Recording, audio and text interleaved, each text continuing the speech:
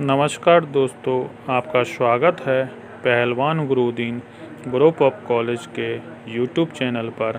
मैं रमाकांत सिंह, समाजशास्त्र प्रवक्ता, पहलवान गुरुदीन विधि महाविद्यालय पनारी ललितपुर से मैं एक बार फिर समाजशास्त्र का एक नया वीडियो लेकर उपस्थित हुआ हूं। मेरे वीडियो को लाइक, शेयर, कमेंट्स जरूर करें और चैनल को सब्सक्राइब करें, बेल आइकन दबाएं ताकि आपको नए वीडियो की नोटिफिकेशन मिल सके।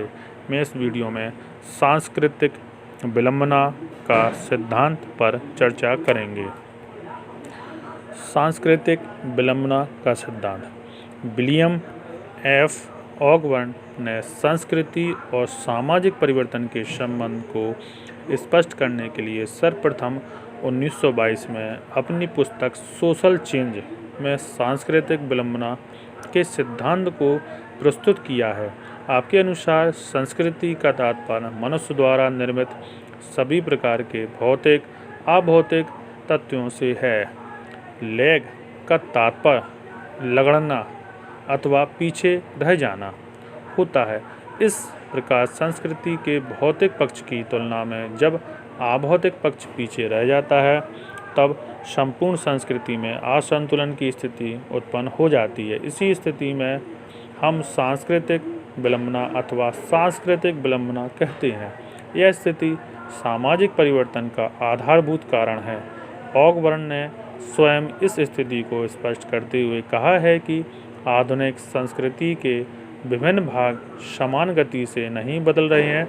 कुछ भागों में दूसरी की अपेक्षा अधिक तेजी से परिवर्तन हो रहा है, और क्योंकि संस्कृति के सभी भाग एक दूसरे पर निर्भर और एक दूसरे से संबंधित होते हैं, इसलिए संस्कृति के एक भाग में होने वाले तीव्र परिवर्तन से दूसरे भागों में भी अभियोजन की आवश्यकता हो जाती है। उदाहरण के लिए उद्योग और शिक्षा संस्कृति के वे भाग हैं जो एक दूसरे से संबंधित हैं। इसलिए उद्योग में परिवर्तन होने पर शिक्षण पद्धति में भी परिवर्तन के द्वारा अभियोजन करना आवश्यक हो जाता है। किसी आविष्कार अथवा खोज के कारण जहां हमारी संस्कृति का एक भाग पहले बदलता है, वहीं संस्कृति पर निर्भर दूसरे भागों में परिवर्तन में विलंब हो जाता है।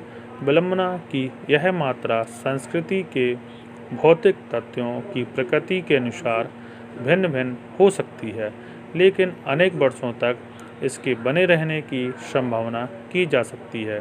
इतने समय तक यह स्थिति असामंजस्य की स्थिति कहलाती है।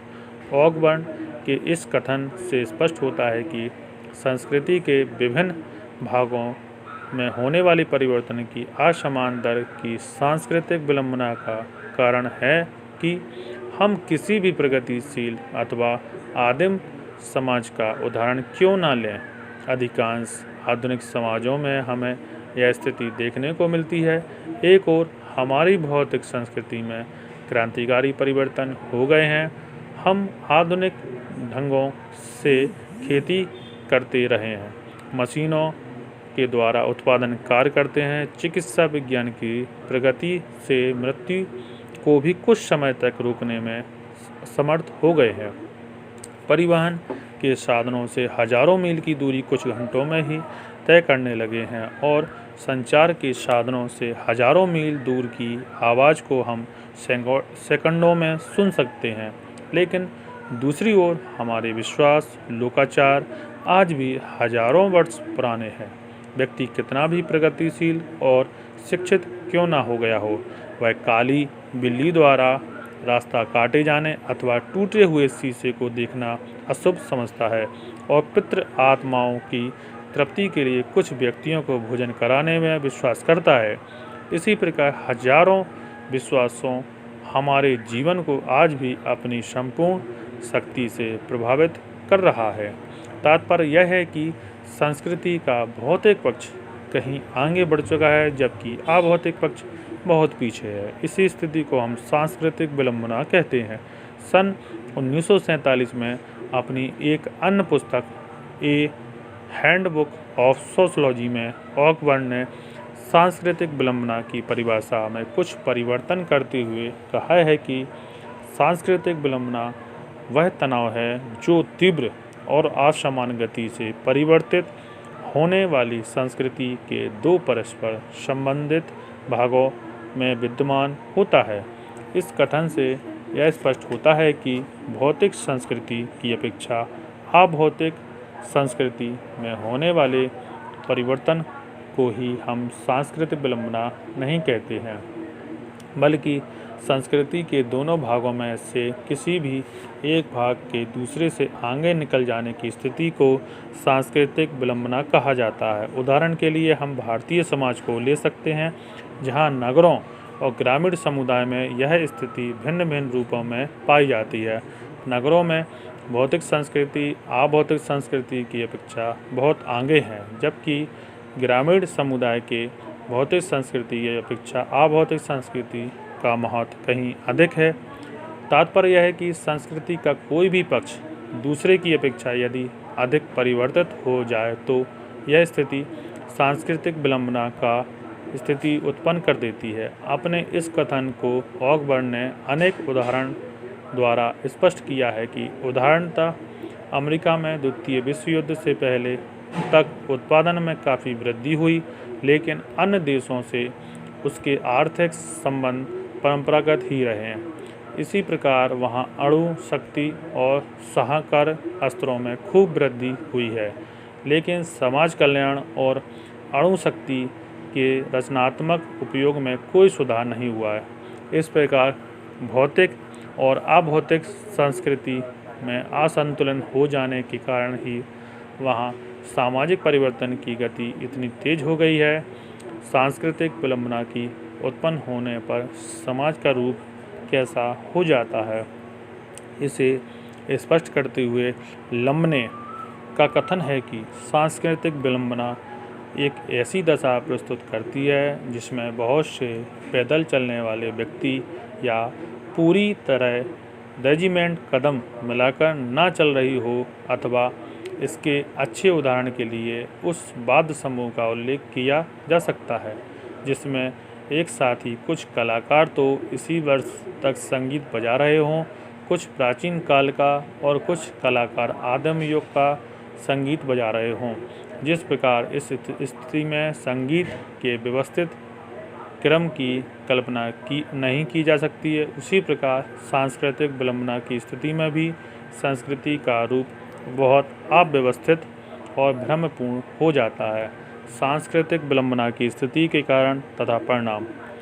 अब प्रश्न यह उठता है कि संस्कृति के विभिन्न भागों में यह असंतुलन क्यों उत्पन्न हो जाता है। क्या कारण है कि संस्कृति का भौतिक पक्ष बहुत तेज़ी से परिवर्तित हो जाता है, जबकि अभौतिक पक्ष बहुत धीरे धीरे बिल्कुल भी परिवर्तन नहीं होता। ऑगबर्न ने इस दशा को स्पष्ट करने के लिए कुछ महत्वपूर्ण कारणों का उल्लेख किया है। नंबर 1, व्यक्तियों की रूढ़िवादिता इसका सर्वप्रथम कारण है। व्यक्ति अपने व्यवहारों, मनोवृत्तियों, वेशभूषा और जीवन की सामान्य परिस्थितियों को आसानी से छोड़ना नहीं चाहते हैं। अधिकतर यह देखा गया है कि बाहर से आकर बसने वाले व्यक्ति एक नए समूह से जल्दी ही अनुकूलन कर लेते हैं, जबकि उस समूह में पहले से रहने वाले व्यक्तियों में परिवर्तन के प्रति कोई उत्साह नहीं होता है। नंबर 2, नवीन वस्तु अथवा नए विचारों के प्रति भय। इसका दूसरा कारण है कि इतिहास बताता है कि भौतिक उन्नति के प्रति भारतीय संस्कृति ने कभी उत्साह नहीं दिखाया। इस प्रकार जब कभी भी नए आविष्कार हुए अथवा नवीन विचारों का प्रसार हुआ, तब उनका बहिष्कार इसलिए किया गया क्योंकि उनके अच्छे या बुरे भविष्य के बारे में कोई भी व्यक्ति कुछ नहीं कह सकता।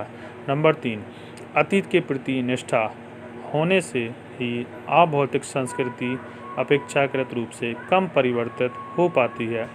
हम किसी उपकरण अथवा वस्तु को अक्सर इसलिए सुरक्षित रखते हैं कि हम पुराने हैं और पुराने विचारों के लिए इसलिए बहुत अच्छा समझते हैं क्योंकि अतीत में व्यक्ति उनको बहुत महत्व देते आए हैं। पूर्वजों की परंपराओं को स्थायी बनाए रखना अथवा सामान्यतया प्रत्येक व्यक्ति अथवा अपना नैतिक कर्तव्य समझता है। नंबर 4, निहित स्वार्थों। के कारण कुछ व्यक्ति संस्कृति के भौतिक अथवा अभौतिक तथ्यों में परिवर्तन करना नहीं चाहते हैं। उदाहरण के लिए, जो व्यक्ति पहले से शिक्षित हैं वे शिक्षा का और अधिक प्रसार नहीं चाहते। पूंजीपति अपने ही उद्योगों से संबंधित नई मशीनों का आविष्कार नहीं चाहते, क्योंकि ऐसा होने से उनकी मशीनों की उपयुक्तता कम रह जाती है।